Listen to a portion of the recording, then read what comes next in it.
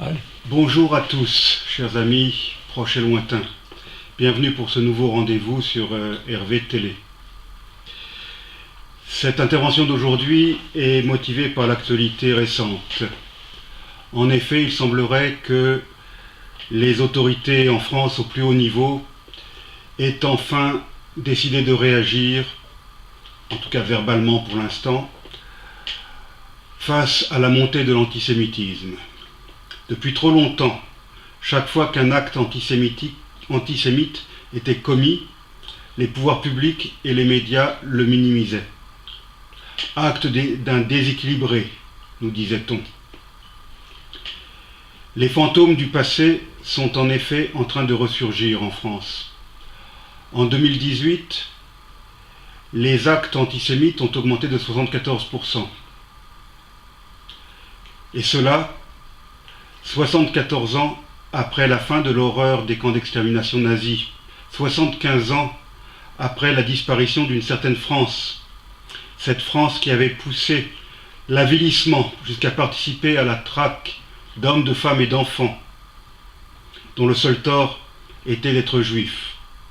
Il semblerait que l'antijudaïsme soit en train de faire son grand retour en France. Sans doute n'avait-il d'ailleurs jamais complètement disparu. Mais ceux qui éprouvaient au fond d'eux-mêmes de tels sentiments n'osaient pas les exprimer publiquement. Aujourd'hui, les nouveaux antisémites n'ont aucune honte lorsqu'ils éructent leur haineuse ignorance. Aujourd'hui, certains n'hésitent plus à défiler dans les rues de Paris ou d'autres villes en hurlant « Juif, la France n'est pas à toi » ou encore « Juif dehors », alors que d'autres insultent publiquement un philosophe de surcroît membre de l'Académie française, Alain Finkielkraut.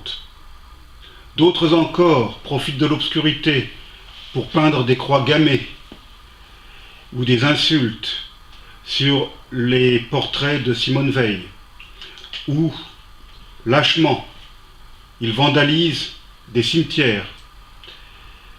Les deux cas les plus récents se sont produits à Katzenheim, un petit village alsacien, et à Champagne au Mont d'Or, une localité cossue de la banlieue lyonnaise.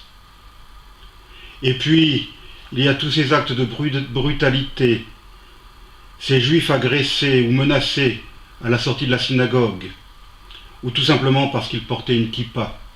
Il semblerait qu'aujourd'hui, en France, dans certains endroits, dans certaines banlieues et dans certaines villes, il soit devenu périlleux de porter la kippa. Ce nouvel antisémitisme ne fait pas qu'insulter des gens pour leurs origines, il ne fait pas que profaner des tombes, il tue aussi. Le 23 mars 2018, dans le 11e arrondissement de Paris, Mireille Knoll, 85 ans, et rescapée de la Shoah, était poignardée à son domicile de l'avenue Philippe-Auguste. Moins d'un an auparavant, dans ce même 11e arrondissement de Paris, un drame sordide s'était déroulé tout près du marché de Belleville, rue Vaucouleurs. Une directrice de crèche à la retraite, Madame Lucie Sarah Attalalimi, âgée de 65 ans, avait été défenestrée après avoir été longuement torturée dans son appartement par son jeune voisin, âgé de 27 ans, un multirécidiviste, qui, en la torturant, psalmodiait des sourates du Coran. La justice a attendu très longtemps avant de reconnaître le caractère antisémite de ce crime odieux. En mai 2014, un tueur, qui est en train d'être jugé, avait froidement abattu des visiteurs et des employés du musée juif de Bruxelles. 2 ans auparavant, en mars 2012, un autre assassin, dont je me refuse désormais à prononcer le nom, avait assassiné 3 enfants et le père de 2 d'entre eux à l'entrée d'une école juive de Toulouse. En janvier 2006, il y avait eu le martyre d'Ilan Halimi, un jeune juif enlevé, séquestré, torturé à mort par la racaille qui avait choisi sa victime du fait de son appartenance à cette communauté juive. Dans un tel climat antisémite, les juifs se sentent de plus en plus menacés. Beaucoup sont déjà partis pour Israël. D'autres s'y préparent. Les statistiques témoignent d'ailleurs d'une augmentation sans précédent du nombre de juifs à avoir fait leur alia. D'autres juifs préfèrent quitter leur ville ou leur banlieue où ils sont nés et où ils ont grandi pour aller s'installer ailleurs en France, dans les zones rurales par exemple. Comment en est-on arrivé là? Les polémiques suscitées par un triste pitre qui n'a pas hésité à utiliser la pire tragédie du XXe siècle comme fond de commerce ont peut-être contribué à cette libération de la parole. La montée de l'islamisme dans les banlieues est certainement aussi une cause de cette montée de l'antisémitisme. La montée de l'islamisme dans les banlieues, le conflit israélo-arabe, qui n'est qu'un prétexte, et qui a été trop longtemps instrumentalisé par certains dans le seul but de pouvoir assouvir leur haine du juif, qu'ils masquent bien maladroitement sous l'étiquette antisioniste. Savent-ils seulement ces ignares ce qu'est le sionisme?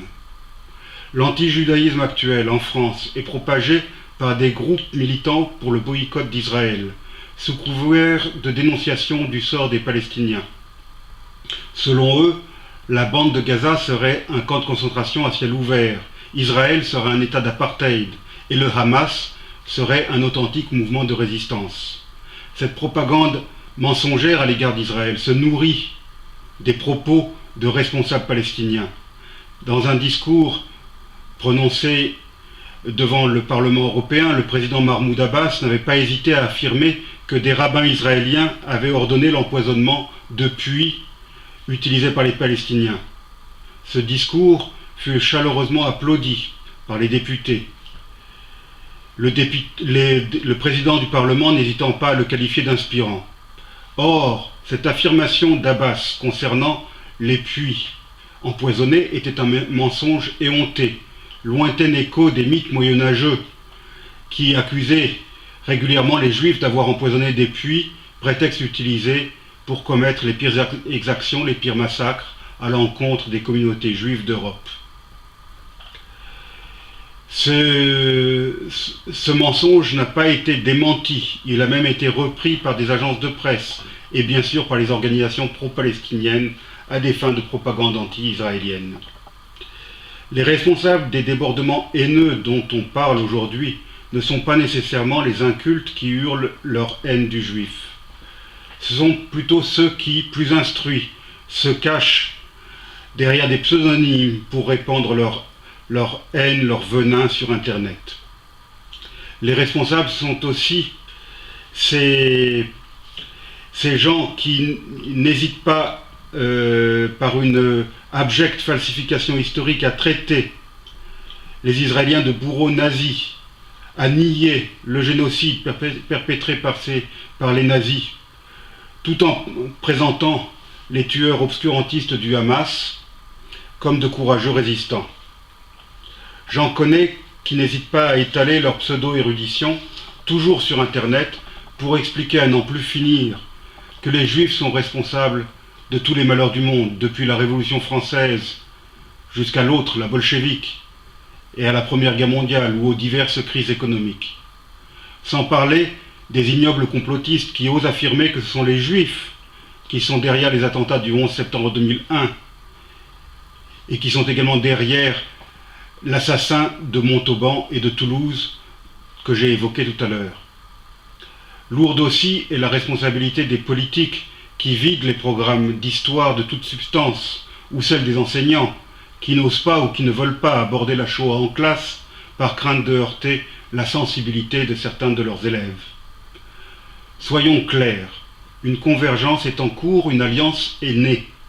L'antisémitisme historique, celui de l'extrême droite, qui connut son apogée à la fin du XIXe siècle avec l'affaire Dreyfus, et qui n'avait jamais complètement disparu, même s'il se faisait plus discret depuis 1945.